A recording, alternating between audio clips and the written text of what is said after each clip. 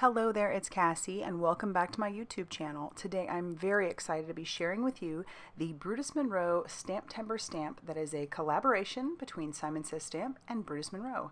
And it is this gorgeous giant 6x8 stamp set that has 3 little images that can go inside of that snow globe image, along with lots of wonderful sentiments that you can use with each of these images. So let's go ahead and get started making 3 cards, 1 stamp set. I can't wait. First card that I'm going to be making for you is going to focus more on the fall image inside of the stamp set. And this set is called Autumn Greetings. I'm not sure if I mentioned that. And because it's part of STAMPtember, it's only available for a limited time or as long as they're available, as long as they still have stamps available. So I will have it linked down below so that you can get your hands on it. But let's talk about what we're doing here. So I've cut down some paper. This is by Brutus Monroe. This is the Rustic Florals paper. And then I also have some lunch bag cardstock by Brutus Monroe. And I'm going to use that as my card base. And I have that little piece that I'm going to use later on as well. I've put some Neenah cream cardstock inside my Misti. And I'm going to grab out the snow globe. I plan to stamp the snow globe along with the image inside there. So I thought the Misti would be the best way to do this. And so I'm grabbing my Brutus Monroe Raven Detail ink because I plan to do some alcohol marker coloring. So I'll stamp that down, and then because it does have some good thick lines and this is a new stamp that I haven't inked up before, I'm going to need to stamp that down one more time. That's where the Misti comes in very handy, but you wouldn't have to have a Misti, you could do this without. And then I've lined up the image inside the snow globe and I'm going to stamp that down as well. And I just think it's so cool how well these line up on the inside. They're just perfectly sized to fit inside the snow globe. But I also like that if you really wanted to use these without the snow globe, you sure could, or the snow globe by itself. Now I'm not going to show you all of the coloring. This video is mostly about ideas, but I do end up using my Arteza EverBlend markers in this situation. I don't have the full set. I do have this set of 60, and so I am just going back and forth and coloring, trying to add shadowing where I might need it on that base of the snow globe. But as far as the images on the inside of the snow globe, this is a very detailed stamp, so you wouldn't necessarily have to go too crazy with a lot of shadowing. In fact, for most of the images, I only use one color of alcohol marker. So I was able to get a very good blend and do some good coloring just with a few colors. I'm going to move on to fussy cutting my snow globe out, and I'm going right on the line. I'm not giving any bit of a white border or anything. I'm just going right on that line because I want to make this look like it's a part of a scene. So this is why I'm cutting it right out. But you could leave a little bit of a border if you wanted to. My card base is that lunch bag cardstock that I'd mentioned once before, and I had cut it at 4 1/4 by 11 inches and scored at 5 1/2. And now I'm going to stamp my sentiment. I put it on my block to be a little bit curved. I used my magic powder bag and then stamped the sentiment with some embossing ink by Brutus Monroe, and then covered that with Alabaster white embossing powder by Brutus Monroe as well. And then I'm going to heat set that till that is smooth and melted. It's at this point I decide to want to add a little bit of shine to my snow globe. So I'm going to grab out a Post-it and I'm going to stick that on to the bottom of the snow globe so that I can I'll stick it on there afterwards, but I'm going to stamp the bottom of the snow globe onto the upper part where the sticky is, and then I'm going to trim out the part where the globe is, and then I'll attach that to my snow globe before I start adding some embossing ink to the whole snow globe. I thought that this would be the easiest way to add a little bit of shine, and I am going to use some Icicle embossing powder by Brutus Monroe. This is a fine detail embossing powder, and it's clear. So I'll just put that all over, remove my mask, and then I'll heat set that till that is smooth and melted, and then you'll see that the globe itself is shiny like a globe would be. I thought that turned out pretty fun. And now it's time to start assembling that card. I'm going to take my pattern paper and attach it to my card base. I'm trying to make this look like almost like wallpaper, like a background. And then I have that other little sliver of a piece of lunch bag cardstock, and I'll stick that down almost like it's like a footboard or something like that along the bottom of the wall. And then I'm going to kind of position my snow globe, and I'll start putting some shadowing around it because, you know, I don't want it to look like it's just floating there. So I'll add some shadowing around it using my alcohol markers, and then I'll blend those out with a lighter color. And then I'm also going to grab my clear blender and blend that out even more. And then I'll attach some foam tape to the back of my snow globe all over the back. And then I'll peel off all that backing paper and I'll attach my globe to my card. And that is going to finish off the first card. I thought that turned out kind of fun.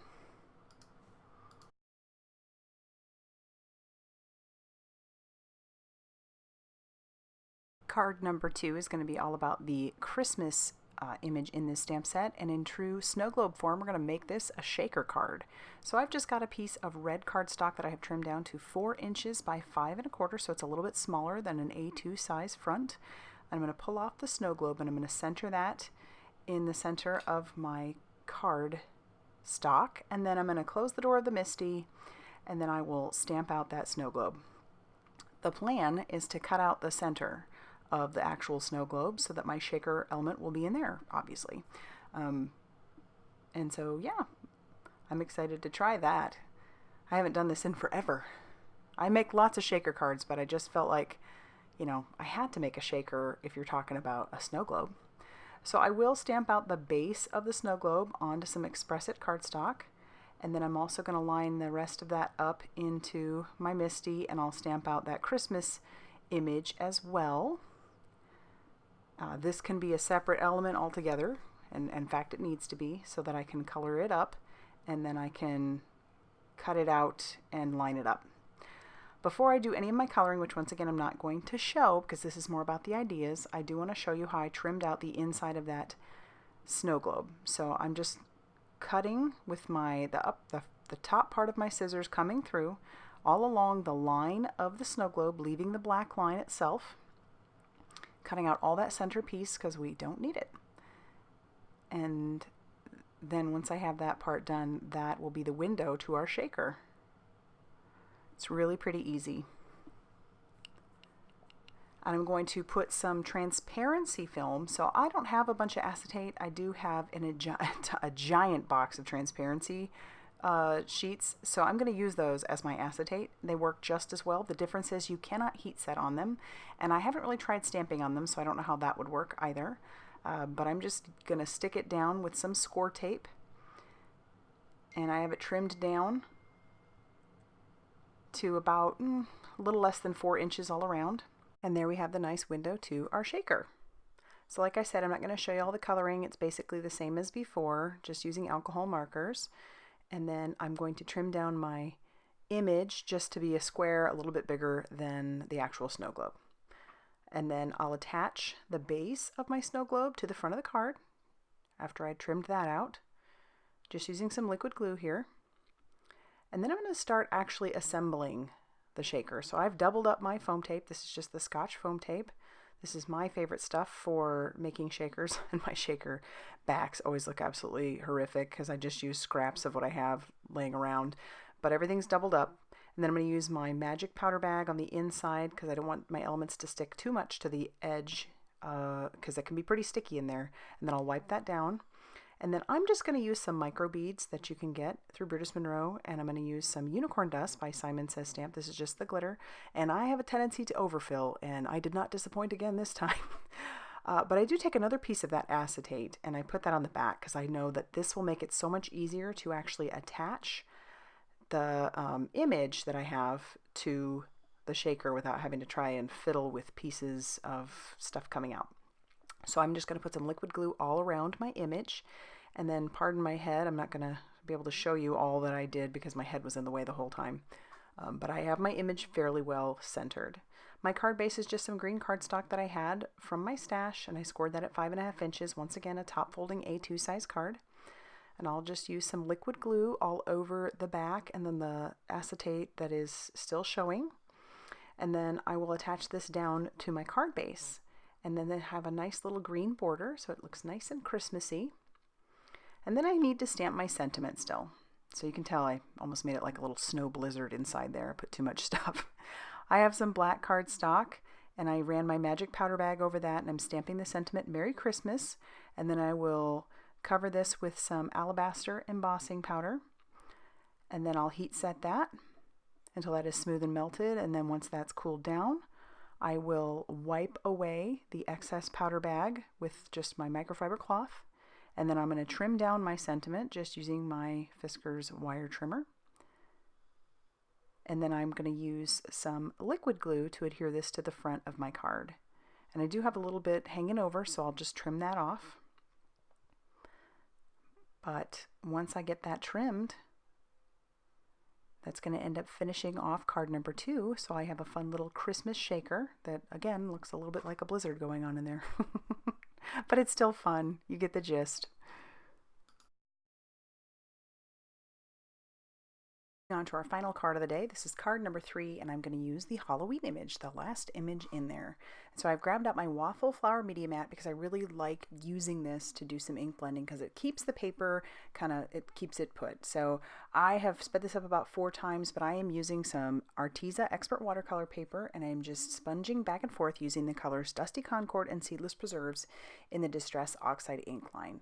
Just going back and forth trying to get a good blend, and then I pull out my black soot because I do decide I want to have a little bit of a border around my whole image or my whole panel, and this panel was cut down to 4 inches by 5 1/4 so that I would be able to put it down and have a little bit of an edge to it.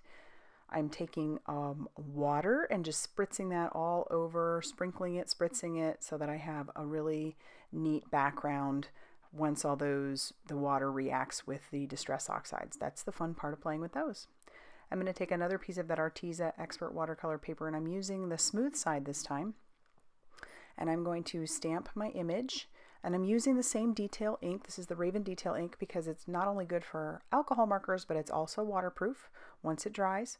And so I'm just inking that up and stamping that down. And then I'm also going to grab the Halloween image, and I will fit that inside of my snow globe. And then I'll close the door of the Misti once again, and then I'll ink that up. And then I'm going to stamp that down as well, just a couple times, because even though this is a smooth side, it does have just a little bit of texture to it. So I want to make sure that I have a good crisp image stamped down. Then I'm going to pull that out and put that once again into my waffle flower media mat. I'm not going to show you all the coloring, but I did use a good amount of aqua pigments, and these are by Brutus Monroe. They're basically liquid watercolors, and they're awesome. So I will list all the colors that I use down below, but I made this little night scene all sorts of fun, and I had a great time doing it. And I also grabbed some bronze so that it does have a little bit of a sparkle to it, and that's my base. And I had so much fun doing that I decided to use it and sprinkle it all over my background to kind of incorporate the two together, so that way once it dries it would have a little bit of shimmer to it as well. I'm going to stamp a sentiment on there, but before I do so, I heat set this, and I want to make sure that I don't have that powder that's going to stick anywhere but where it's supposed to. So I'll use my magic powder bag, and then I'm going to ink that up with my embossing ink, stamp that down, and then cover that with some Raven Sparkle embossing ink or embossing powder. This stuff is gorgeous. It has a little bits of glitter in it, and it's just pretty. It's a lot of fun. And that says Happy Haunting. So now it's time to assemble this final card. So I'm going to use my liquid glue to adhere that right down to a black card base. And I do have a white piece of cardstock because it's going to go on the inside. I covered my snow globe with some foam tape, and then I'll stick that down to the front of my card. And then I do decide I'm going to go ahead and stamp on that white piece. And after doing this, I decided to go back and stamp on the others on the inside, just using that same image that I used on the outside. And I'm going to ink this one up with Dusty Concord and then stamp that down, and that'll finish off the inside once I get that glued in to the inside of this card. So then that will finish off card number 3. So in a second here, we're going to go ahead and take a look at the 3 cards that I made today. I'd love to know what you think. As I said before, this is a collaboration for STAMPtember, so this stamp set is only available for a limited time or until it sells out. So if you want to get it, I will have it linked down below. If you liked this video, hit the like button and subscribe if you haven't already done so. I try to have at least 4 videos a week. And as always, thank you so much for stopping by.